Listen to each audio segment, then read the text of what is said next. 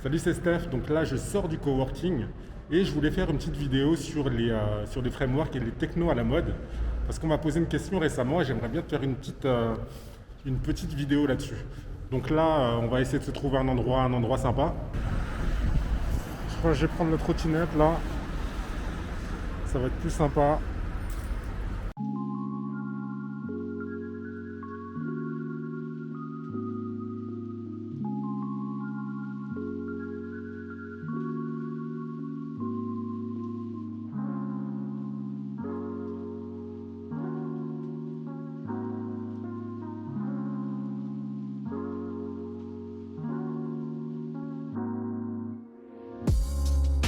Bon là, je vais essayer d'aller sur le quai de l'Arsenal. On va aller sur le quai tranquille, on va aller se poser. Attends, on va essayer d'aller là. Ah, c'est fermé. C'est fermé. Ou peut-être pas, attends. Ah, attends. Je viens de voir une pièce de 2 euros par terre. Ah voilà, tranquille, c'est quand même tranquille 2 euros. Et on va voir si c'est ouvert. Ouais, c'est ouvert.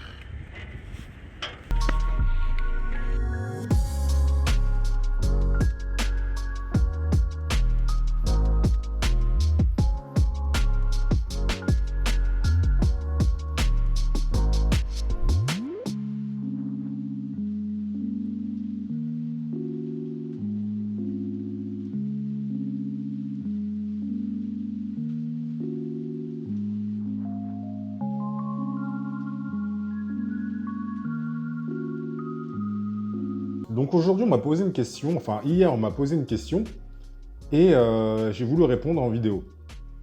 Alors c'est une des personnes que j'accompagne qui me dit qu'il a vu une vidéo qu'il a vu une vidéo d'un influenceur et dans cette vidéo, cet influenceur lui disait que Bootstrap, fallait pas utiliser Bootstrap grosso modo, de ce qu'il m'a dit.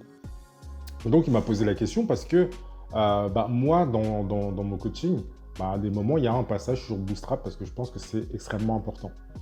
Et donc, du coup, il était un peu dans l'expectative. Il me disait, est-ce que ça vaut vraiment le coup d'apprendre Bootstrap parce que c'est quand même décrié. Et je lui ai répondu que techniquement, effectivement, Bootstrap, c'était pas l'idéal. Mais maintenant, Bootstrap, fallait le connaître. Tu ne pouvais pas passer à côté de Bootstrap. Tu...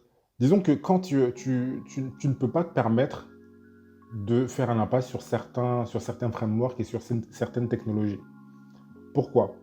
Parce qu'effectivement, il y a plein de frameworks, il y a plein de langages qui sont désuets, qui sont peut-être moches, qui sont pas optimaux, mais faut les connaître. Pourquoi? Parce que ça fait partie des projets qui ont déjà été... on a utilisé ces technologies sur différents projets depuis de nombreuses années. Ce qui fait qu'il y a un marché dessus. Il y a un marché sur ce type de technologie. Et que, en plus de ça, tu n'as pas de diplôme en informatique, tu n'as pas d'expérience en informatique.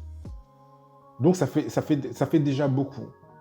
Et effectivement, on a tous envie de faire partie des gens cool et d'avoir des technologies, d'utiliser des technologies super bien, d'utiliser de nouveaux frameworks genre Tailwind ou je sais pas, des technos et des frameworks à la mode.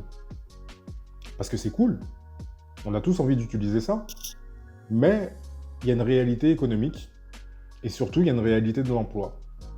Et quand tu es en reconversion, et donc je précise que là je m'adresse vraiment aux gens qui sont en reconversion et qui n'ont pas d'expérience et qui n'ont pas de diplôme dans l'informatique.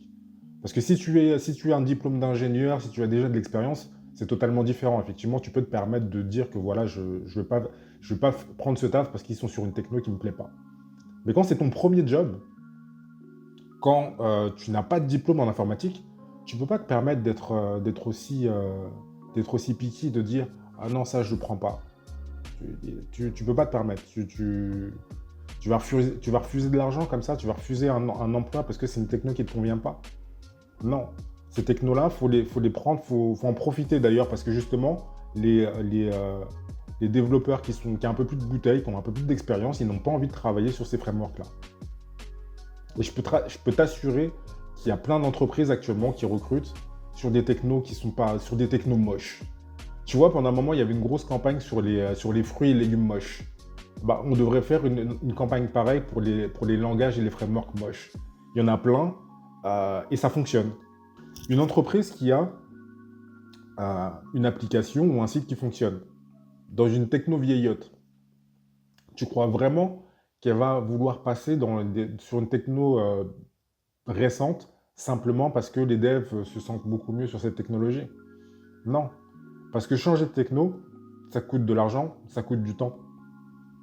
Tout le monde n'a pas envie de faire cet investissement. Effectivement, il y a des entreprises qui vont faire ces investissements, mais pas toutes.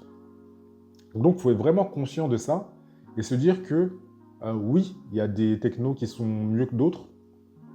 Oui, on a tous envie d'être avec les gens cool, mais il y a une réalité du marché et faire l'impasse sur Bootstrap ou d'autres technos, hein. Moi, je parle de Bootstrap parce qu'il m'a parlé de Bootstrap, mais ça peut être d'autres technos. Tu vois, tu sais, on parle souvent de React, mais tu sais le nombre d'entreprises qui utilisent encore AngularJS, du AngularJS, du Symfony 1.8, du Symfony 2. Tu sais, des vieilles technos. Mais pourtant, le site, il fonctionne. Donc, ne fais pas l'impasse sur les technos moches, sur les frameworks moches, parce que tu passes à côté de quelque chose et c'est peut-être ces petites entreprises avec ces frameworks moches et ces technos moches qui vont te recruter plus tard et qui vont te donner ta chance. Donc, ne fais pas l'impasse dessus. Tu ne peux pas te permettre de faire l'impasse sur ces technos-là. Je veux que tu te redresses et que tu te sentes fier de qui tu es. Parce qu'il n'y a rien de mal à être moche. Les fruits et légumes moches, une belle idée contre le gaspillage.